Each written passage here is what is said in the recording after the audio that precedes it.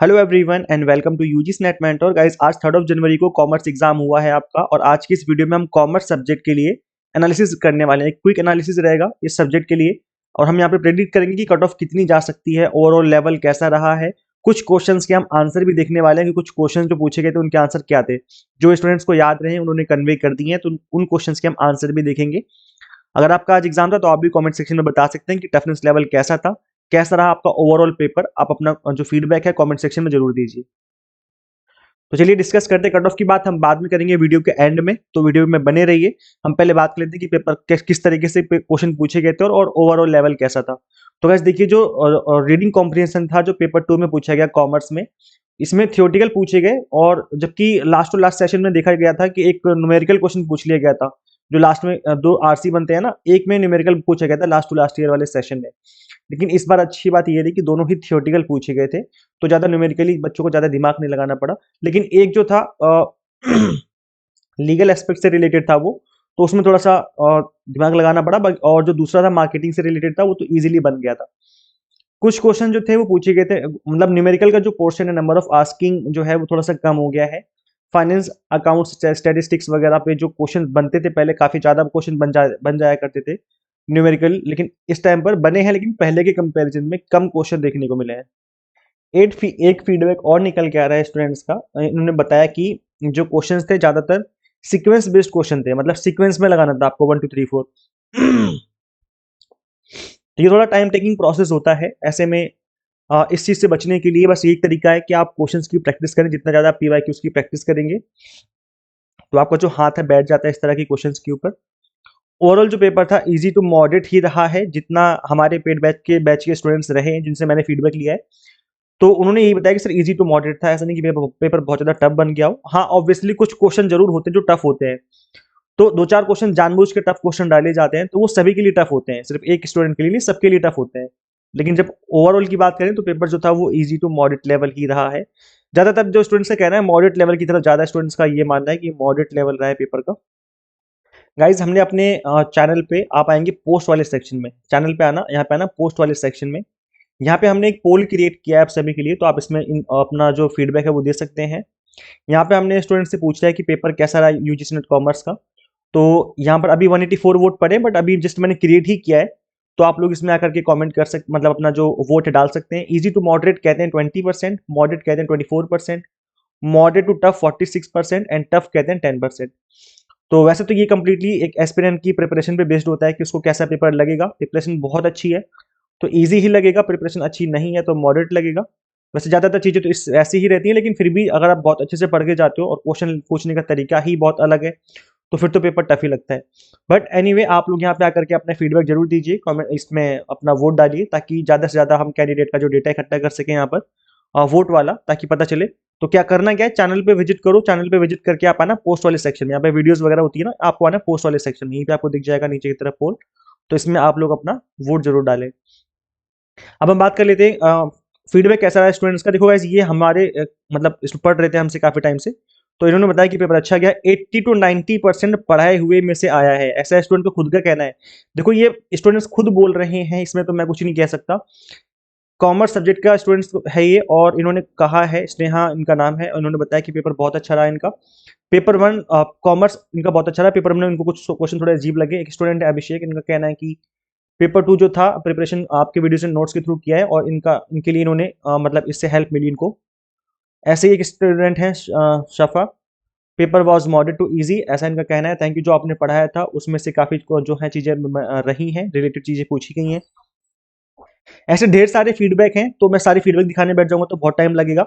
तो ये है, बाकी आप अपना फीडबैक भी शेयर कर सकते हैं व्हाट्सएप पे, जैसा भी आपका पेपर रहा है, जैसे भी क्वेश्चन पूछेंगे आप हमें व्हाट्सएप पे कर सकते हैं अपना फीडबैक शेयर।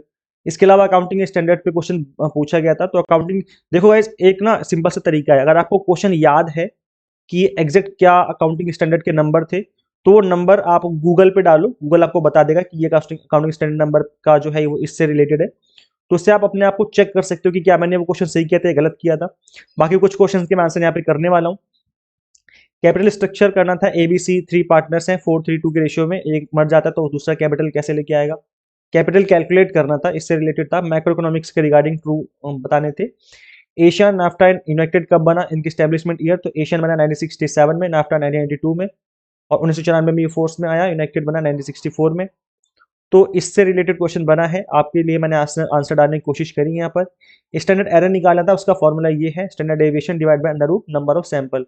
तो ये अगर वैल्यूज गिवन थी तो फिर तो इजीली निकल गया होगा आप लोगों का, इसका बस फॉर्मूला आपको पता होना चाहिए।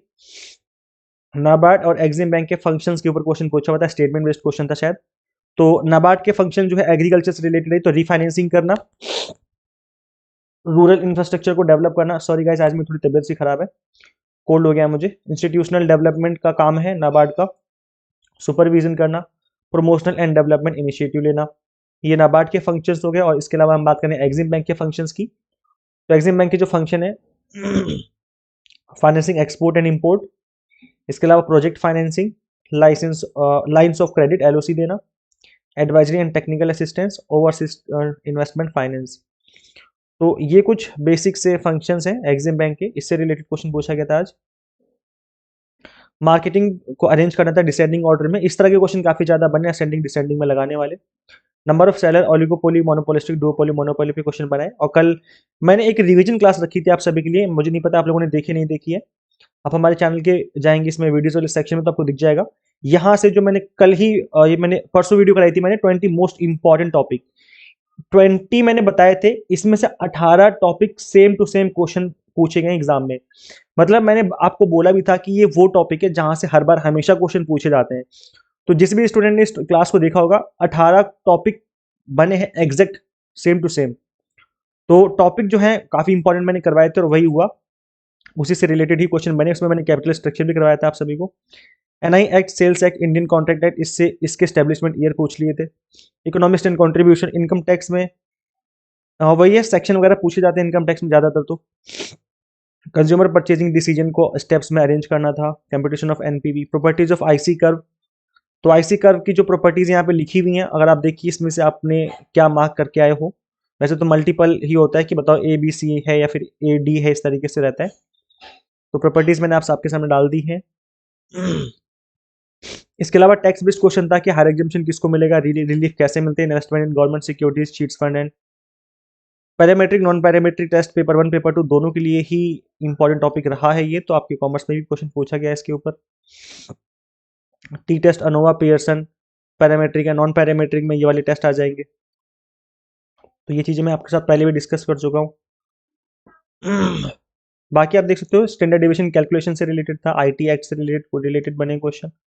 आरसी दोनों ही थ्योरेटिकल थे तो इजी पेपर रहा है, बन गया था स्टूडेंट्स का कहना है। अब हम बात कर लेते हैं इस वीडियो की मोस्ट इंपॉर्टेंट पार्ट की, दैट इज की कट ऑफ कितनी रह सकती है। इसके अलावा आपका जून का प्लान क्या होना चाहिए, अगर एग्जाम अच्छा नहीं गया है तो उस केस में क्या करें। अगर आपको लगता है कि मेरी प्रिपरेशन जो है अप टू द मार्क नहीं रही है, मेरा पेपर उतना अच्छा नहीं गया जितना जाना चाहिए था, तो उस केस में आपको विदाउट डिले किए हुए प्रिपरेशन स्टार्ट कर देनी चाहिए जून एग्जाम के लिए। मैं ऐसा इसलिए बोल रहा हूँ बिकॉज अभी आपकी रिदम बनी हुई है, एक बार रिदम टूट गई ना पढ़ने की तो फिर दोबारा रिदम बनाने में बहुत टाइम लगता है। तो इस रिदम को टूटने मत दो, अभी से अपनी प्रिपरेशन स्टार्ट कर लो, 1-2 दिन का गैप करके आप प्रिपरेशन करना स्टार्ट कर सकते हैं।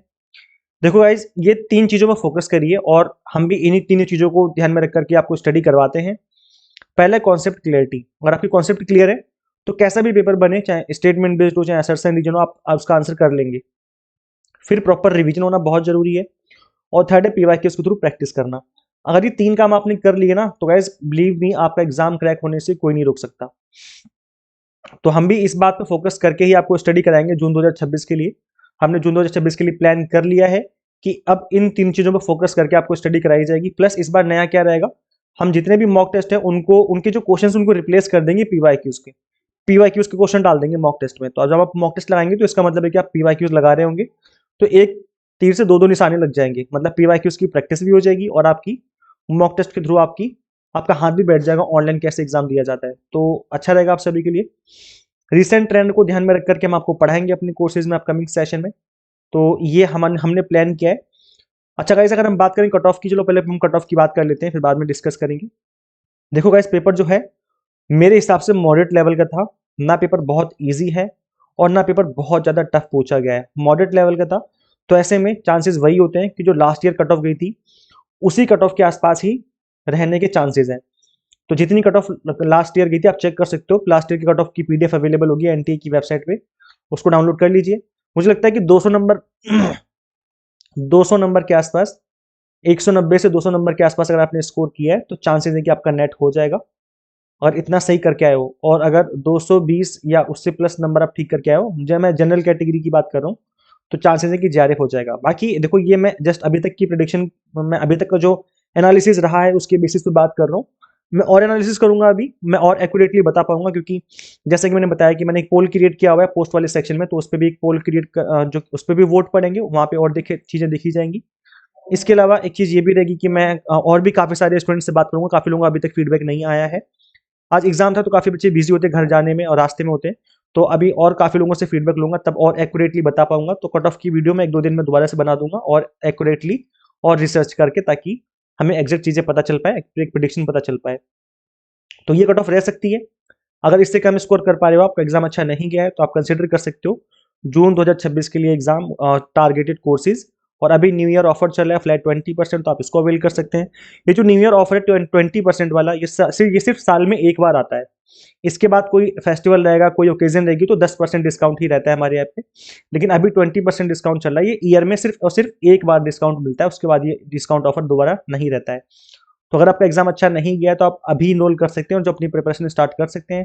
Paper 1 plus commerce combo course आप 6 मंथ का इनरोल करके अपनी जो प्रिपरेशन है वो स्टार्ट करिए, इनरोल कर लीजिए, बिकॉज फिर ये ऑफर जो एक्सपायर हो जाएगा 1 जनवरी, 2 जनवरी 2 दिन के लिए ऑफर था, लेकिन 3 जनवरी हमने 1 दिन के लिए और एक्सटेंड कर रखा था इसको।